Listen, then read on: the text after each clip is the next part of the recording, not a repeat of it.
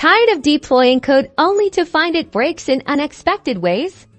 Today, we're going to build a local fortress for your code, a localhost environment on Ubuntu where you can experiment and perfect your websites before unleashing them on the world. First, we need a web server. Let's go with Apache. Open your terminal, that's your command center, and type in the installation command for Apache 2, followed by your password when prompted.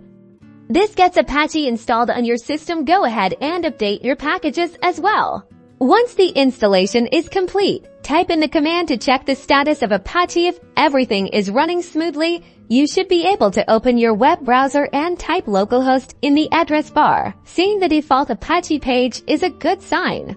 Now, virtual hosts allow you to host multiple websites on your single local server. Navigate to city's available directory, copy the default config file, and rename it to your website. Now open the file you just created in your text editor.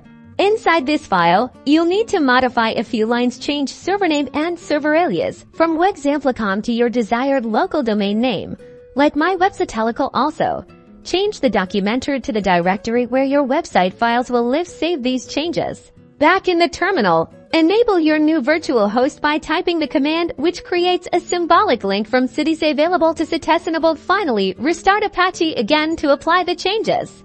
Now, before you fire up your browser, there's one final step. You need to edit your host's file. Add a line mapping your local domain name, like my website, to the IP address 127,001. Save the file then. In your browser, type your website domain. Congratulations! You've successfully created a localhost environment on Ubuntu. Now go forth and build amazing things.